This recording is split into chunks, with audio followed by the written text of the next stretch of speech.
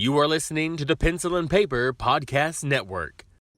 I'm Katrina, and I love anime. I'm Steven, and I'm aware of anime. But what if that affection could rub off? Perhaps that excitement in her eyes got me curious. I could offer up some solid anime. I could give them a watch, just to see what all the fuss is about. And maybe, just maybe, I could learn to love anime too. Welcome to Inspired by a Weeaboo. Hello everyone and welcome back to Inspired by a Weeaboo. I'm your host Katrina and with me is my husband Steven. Hello. We just finished episode 43 of Fullmetal Alchemist. Steven, what do you think? Well, as I said last time, everything's just kind of ramping up. Yeah. And I was curious if this was going to reach a point, because at some point as the events were happening, I felt like, are we just going to be treading water here? Or are we actually going to get to something? And then it did, finally. Mm-hmm. But I don't want to say it wasted time getting there, but I get why it did what it did, or what it was trying to achieve. Mm-hmm. Anyway, so Winry and Sheska get back to Resembool. And they happen to encounter someone. They were at the train station and see this gentleman's just standing off to the side, and Winry had made mention that he seemed like he was kind of staring at her, looking at her, and she was like, oh, getting all it's kind of creepy if you think about it, but gives one of those whole beauty is such a curse. Yeah. This older man who's old enough to be her dad, and she's like, oh, he's checking me out. Oh my God. But he approaches her and calls her Sarah. Mm-hmm. And she's like, oh, wait, what? No, that's not me. That's my mom. Or did she didn't mention anything. Well, she ran away first, Yeah. and then realized after she ran off that he called her Sarah and was like, why did he, that's my mom's name. Right. So they take back off and head back to her grandmother's house. Mm-hmm. And as they're kind of settling in there, the man shows up at the house. And the grandmother answers the door. And obviously she knows who this is and introduces Ed and Al's father to Winry, saying this is who he is. And then he explains that he thought she was her mom, or Winry was Sarah, her mom, and that's why he called her Sarah. Mm-hmm. So they kind of leave everything there at that point, and then we cut back to Ed and Al, who are trying to get away from the military because of everything that's happened previously. They know they can't go back, and they know about the Fuhrer and their mom, or the homunculi. Yeah. Is their mom's vision, or looks like their mom. But and on top of all that, Al is now the Philosopher's Stone, so they couldn't really go back to the military regardless, because, obviously they can't trust the military. So they were kind of arguing in the desert, kind of had a moment where Ed and Al kind of touched briefly, and then there was a reaction to that, realizing that since Al is now the Philosopher's Stone, Ed can't really physically touch him without causing some sort of reaction. Now, that particular reaction didn't seem to do anything. No, but did you see what was inside the gate? I guess I didn't pay attention enough. I saw the gate. I saw them go through that vision. Mm-hmm. But I guess I didn't see it. Oh. Okay. I guess I knew. It is a very quick glimpse, and I'm not sure if they will show it again, so I'll kind of wait to actually say something about it, but what it was. But if you paid attention when, it shows the gate and everything, it goes through and there's like a bright light, but you see an outline of something inside the gate. And that outline of the something is the key thing. Okay. Yeah. Well, anyway, whatever that was, they saw the vision of that, and they just decided that they just need to. They're discussing they need to head back home, and that'll at least there's something there that might help get them or help them get what they need to do with their fight against the homunculi and the military, even though they know the military will probably be looking for them in the first place. Now, back at Lior, you're seeing a bunch of the military's kind of gathering, discussing what's going on. Archer is not dead, or doesn't seem to be dead. He looks bandaged and put on a stretcher. Yeah. Like half of the fucking face is missing. Yeah, I thought he was dead, but yeah. No, just maimed badly, but still. Anyway, Mustang's lieutenants are kind of giving him updates on what's going on about that time. Bradley shows up and tells them that, the Elric brothers are responsible and that they need to go get Fullmetal because he's responsible for all this chaos. And despite the fact that they know Scar has been doing all this, they saw so much of this shit. Doesn't matter. He's just like, nope, you got to go after Fullmetal. So Mustang's unit kind of discusses. They seem to be trepidatious about going after the Elrics. Well, yeah, because one, Mustang already knows that Fuhrer Bradley is in on all of the fucked up shit that's happening. And as does, the rest of his team, pretty much. And then, Fuhrer Bradley's going to stand there and tell Mustang to his face that, they think Ed and Al are working with these creatures called homunculus and all this type of shit. Like, he knows he can't do anything against Fuhrer Bradley. And Bradley's just furthering the point that you're going to do what I'm telling you to do, or I'm just going to fucking kill you all and do it my damn self. So, if anything, if you kind of think of it, which, it goes into it towards the end of the episode, obviously him sending Mustang after him, like, come on. Yeah. Bradley had to have known that Mustang isn't going to be on his side at the end of the fucking day. But, it is what it is. Yeah. I mean, Mustang doesn't really say much of anything. He just kind of like, yep, we'll get on it. And kind of walks away while the rest of the troop is like, what, are you serious? Like, they're trying to wrap their heads around it. Mustang just stays silent pretty much the whole time, just like. Yeah, the only one that actually spoke up and interjected was Hawkeye. She's the only one that said, you really going to, order these boys to be killed without a just trial and everything else. Like, she called his shit out. By the way, forgive the noise of the cars if you're hearing that. Because we cannot seem to get away from loud-ass vehicles driving down our road. Yeah. Also, we're a little sick right now, so. So I'm trying not to call for do anything untoward. Yeah, we got the Rona. If I can edit it out, I will. But, if it kind of comes out. Yes, we got the Rona. How? Don't know. No. Still pissed about it. Anyway, it gives us time to record, though. It does. Anyway, so Mustang or Armstrong goes over to Mustang and he's like, you ready to go? Or are you ready to... The way he said it, it was like, are you ready to make the plan? Or I don't know. It was very specific. It's like they are conspiring against the military, but doing it completely without using any words. Yeah. Because even in one of the last episodes, Colonel Mustang basically calls out Armstrong and is like, you're doing the exact same thing Hughes is. Which Hughes's mission was to support Mustang and basically be a stepping stone to help Mustang become the king or the Fuhrer or whatever in the hell they want to call him, but the head of the military. And that was their entire goal, was to get them to the top so they could change everything from the ground up.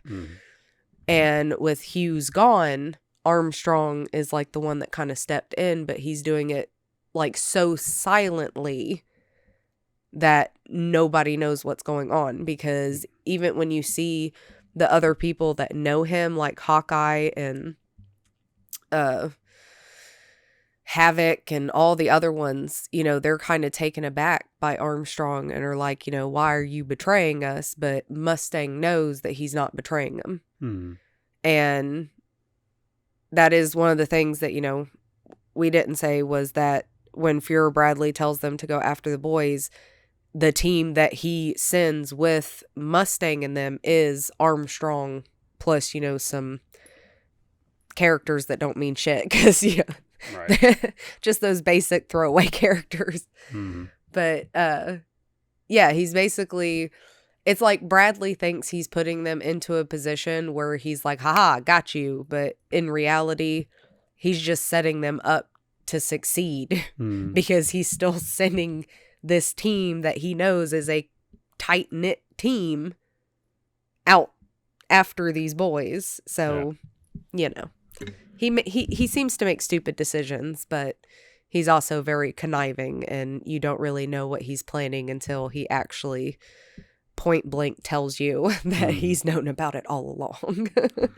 Well, the next scene that they play out that kind of transitions right out of that scene has Bradley going into a secret compartment on a train where Gluttony and Sloth are, and they have Lust like practically pegged to a wall. Yeah, like they have her impaled to a wall, and of course, you know, Bradley doesn't give a fuck. He's the one that did it. Sloth don't really give a fuck. But of course, Gluttony, with his love for Lust, is, you know, you can see that he's upset. You can see that he's sad, and that he doesn't, you know, he doesn't like seeing her hurt. And that is at least one thing I can say.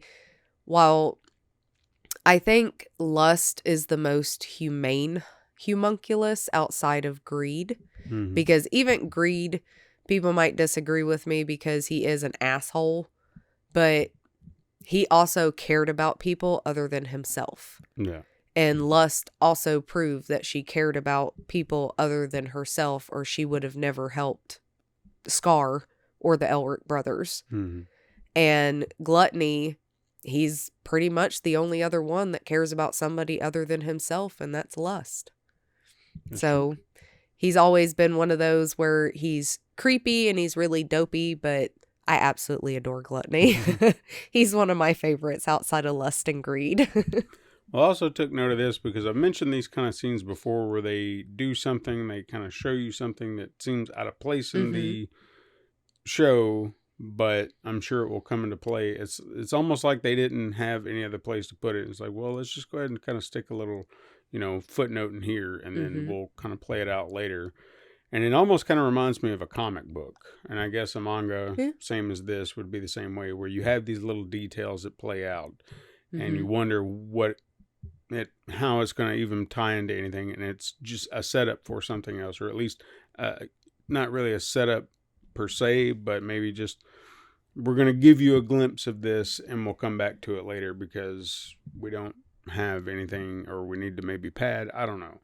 But it's just, it seems a little out of place, but it's, at least we know where she's at. Because we have not seen what the consequences were for her letting them get away. So we kind of see that, even if it just seems out of place in the moment.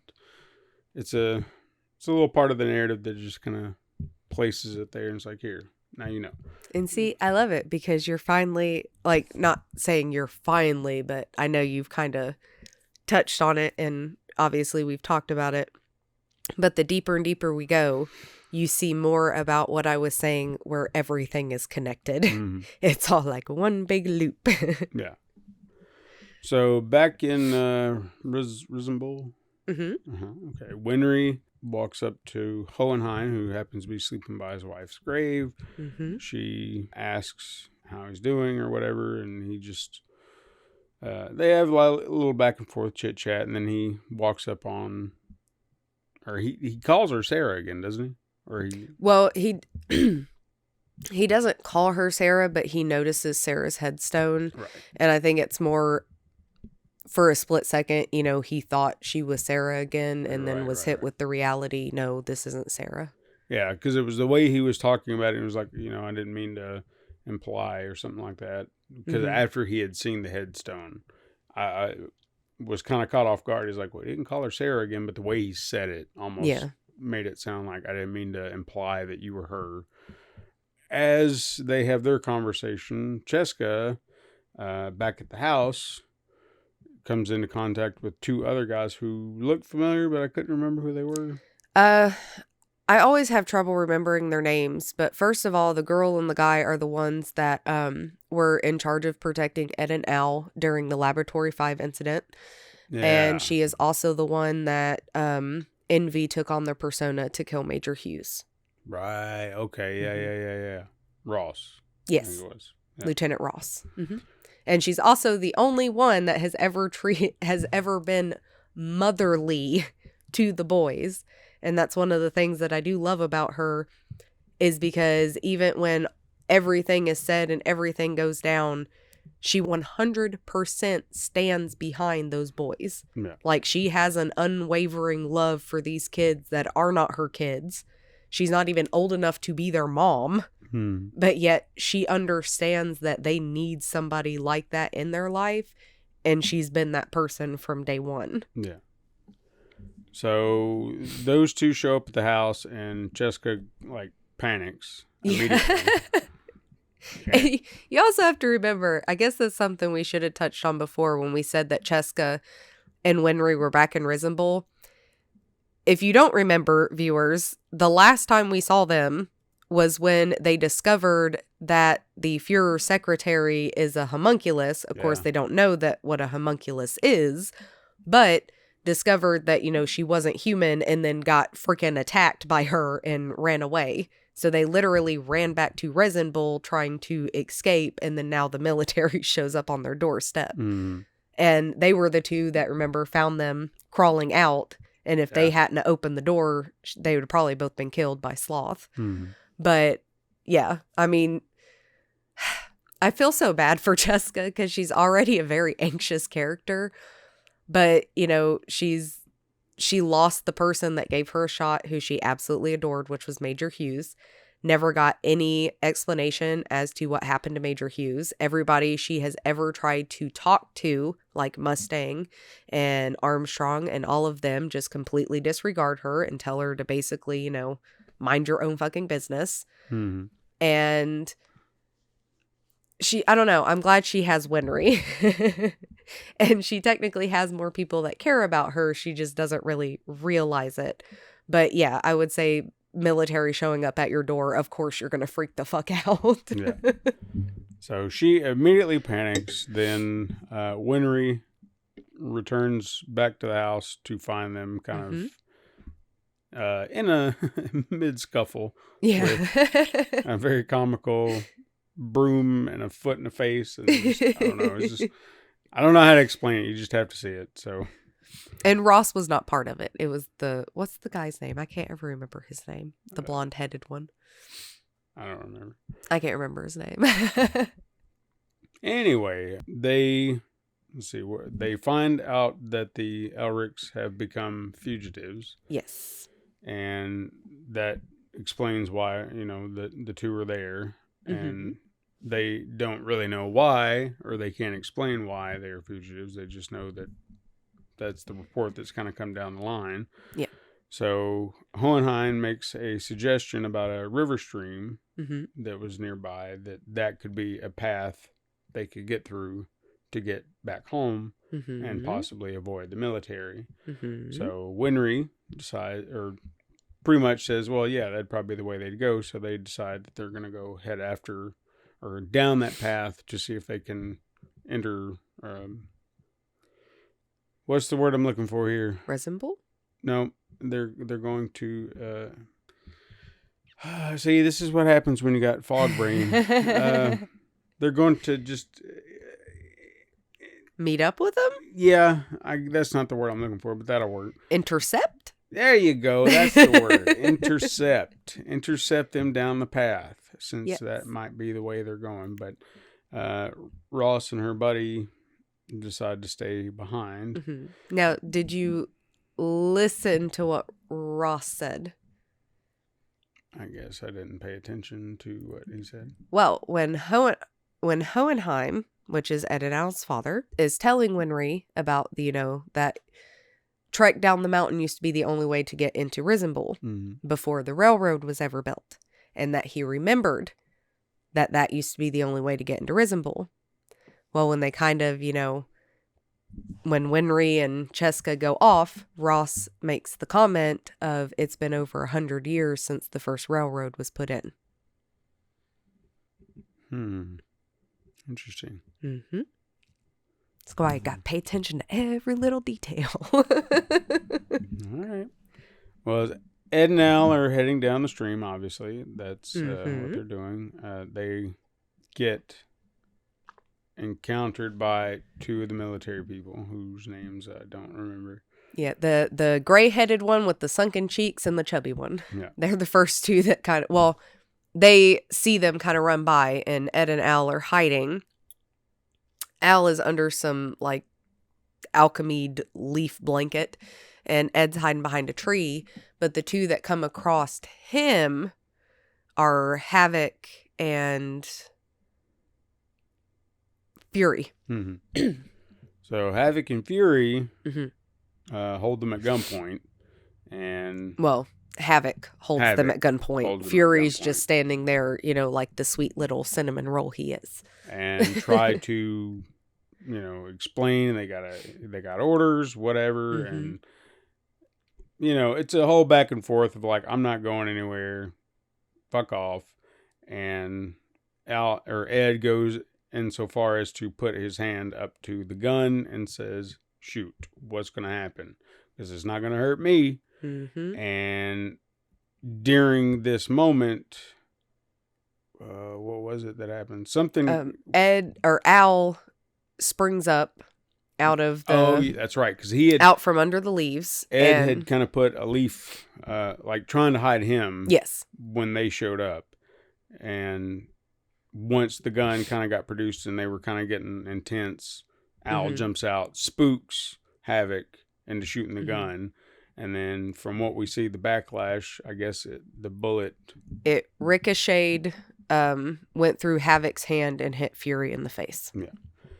So taking that moment, they decide to just, run.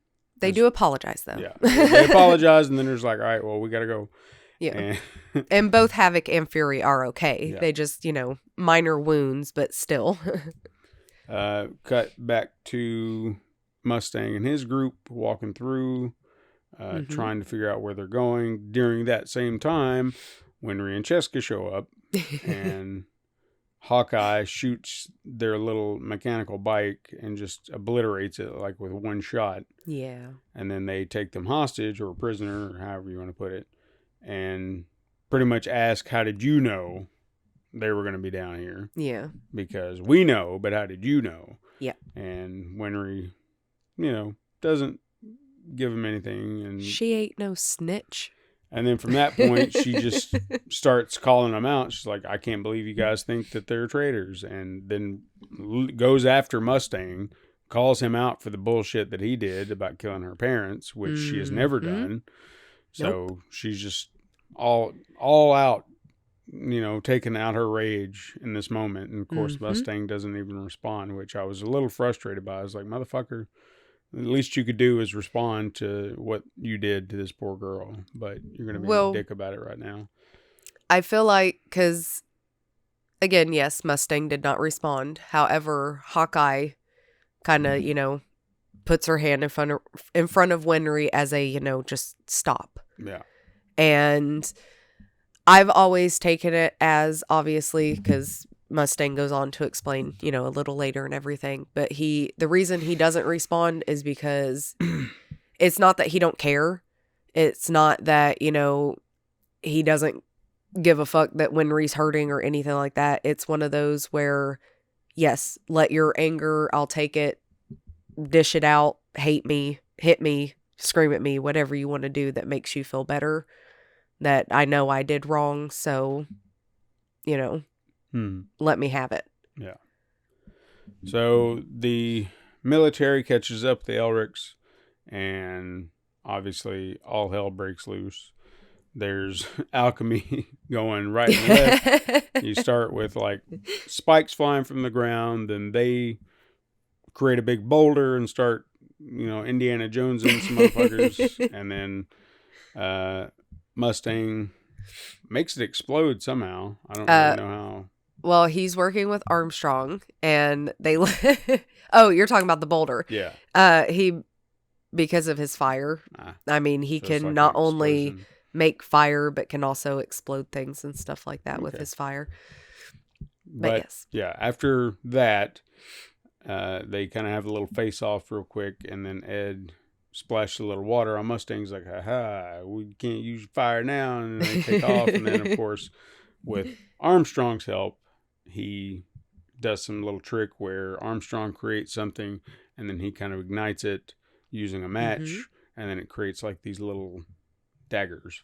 Which is one of those things that always cracks me up, because it's not just anime that does it. Superheroes and comic books do it too. Well, not so much superheroes, but supervillains and comic books do it too, where they literally explain what they did, so you know exactly how they did it, which was, Armstrong saying, I created, using my alchemy, I created this big spike, and, as it was flying towards you, and then Mustang interjects with, and then I used my flames to ignite it, and then it exploded into 1,000 daggers, creating this awesome attack. And you're just like, you didn't need to explain it to them. They don't give a fuck how you did it. It's like, we're just not dead right now. You tried to kill us. But they pretty much trapped them with, rocks all around them. They got them dead to rights. Winry cries out for them to stop. And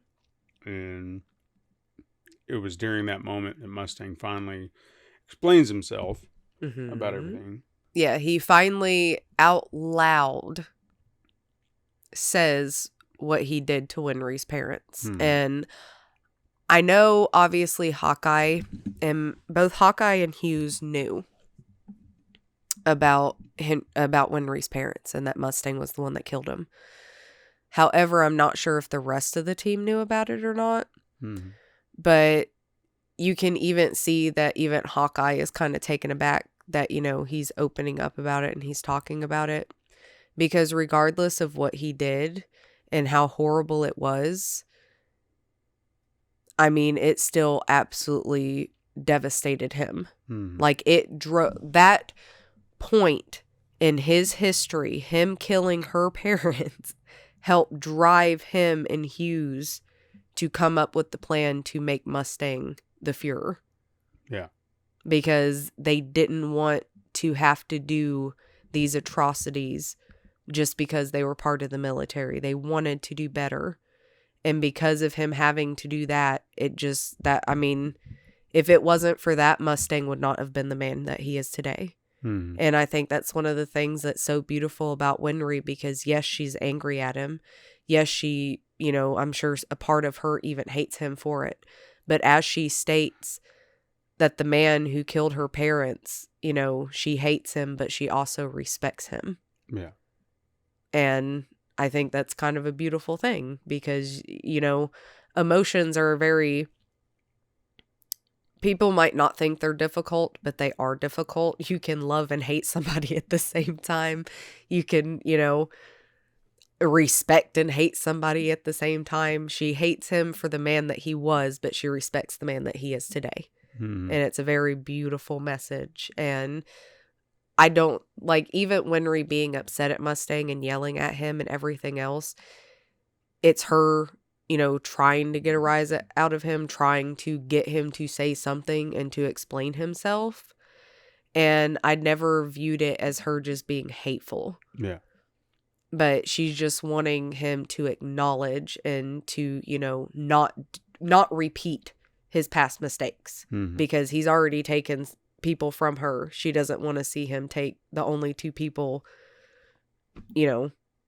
she's only got 3 people left in her freaking life that are quote unquote family, even though Ed and Al aren't blood related, they still all grew up together. They've literally been together since the day they were born. Mm-hmm.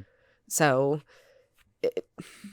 I don't know. It's a bittersweet moment. And even Winry, when she asks Mustang to stop, it's not so much an asking, it's almost like a begging. Yeah. Like, she falls to her knees and everything, and she's just like, please stop.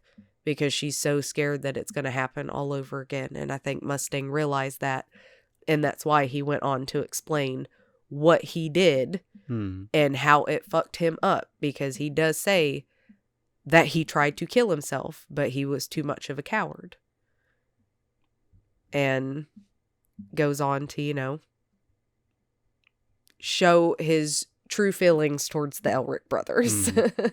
Because even though he was ordered to yes. come after them, he tells them point blank, I'm chasing you because I want to know why you didn't ask for my help. Yes. He's not chasing them because he was ordered. He's chasing them because, quote, I'm pissed. Yeah. Because why didn't you come to me and ask me for help? Mm-hmm. And I feel like that's kind of valid. Because regardless of, like, Ed's always had to stick up his ass about the military in general anyway. Even though he joined, he still had to stick up his ass about Mustang. They always butted heads. But at the end of the day, Mustang has always had their back. Mm-hmm. He literally let them, and that's something that even the Fuhrer Bradley asks about, like, were they given a mission to be here? No. And Mustang says they were given leniency to, investigate anything that has to do with alchemic properties and philosopher's stone, blah, blah, blah. At the end of the day, Mustang literally opened it up to not only cover their asses to a point, but to also give them free range without having to be on the leash of the military. And any time that they were, had to be reined in, it's because he was getting pressure from other people and he couldn't show his hand yet. Right. So, like I said episodes ago, Mustang is a very good fucking person. And it's hard to discern sometimes because It is. You watch him make these decisions and you're not sure what is going on. And especially when you have episodes where you see the good in him and then you see other times where you question what he's doing. It's like, come on, man. I thought you were one of the good ones. And then now you're doing some stupid shit like this, not realizing what his play is. Yeah. So I'll give it to the writers for towing that line, because I mean, before he finally admitted, I'm sitting there going, what the fuck is wrong with this dude? Yeah. Like, I want to like him, but I really hate him right now. And then he's like, why didn't you ask for help? I'm pissed. And I was like, oh shit. Okay. So now I know, and now I don't, I'm kind of on his side now. Like, I think that's one of the things that makes this anime so good, because there are a lot of animes out there that have very, like, deep characters, but I also feel like, especially with Fullmetal Alchemist, whether it's this one or Brotherhood, regardless, the characters are not just like some two-dimensional character. They have so many layers to them. And I think it's a beautiful thing. Yep. So let's move on to the next episode, because we're getting into the nitty-gritty of it, and I'm excited to see where this is heading, especially considering their dad's back. And we've got, I mean, when are they going to get to see him? And how's that going to go down? I can't wait to see how that interaction is going to happen. Oh, I love Hohenheim. I just know Ed's going to be pissed. Like, of course. The moment he lays eyes on him, because that's Ed. Yeah. He's going to be mad, and he has every right to be. Sure. I mean, his dad did abandon him, even though we will get an explanation as to, why everything happened. Sure. But yes, I can't wait. All right. Well, lead us out. Well, you can find us on whatever platform you listen to your podcast, because we're everywhere on that. And if you want us to be on social media platforms, just let us know, because we really don't have a social media presence. So if that's something you want, be like, hey, you wind up on Twitter, or why aren't you? Well, Twitter doesn't exist anymore. I'm sorry. That's a dead platform. X or Facebook or, I don't know, Blue Sky. That's a pretty popular one now. Threads. You want threads? Do you want you want some Instagram? Something like that? Anyway, you can support the show on patreon.com/pencilpaperproductions, and if you just want a place to find everything, pencilpaperproductions.com/inspired weeaboo. Links are down below. All right, my weebs. We will see you next time.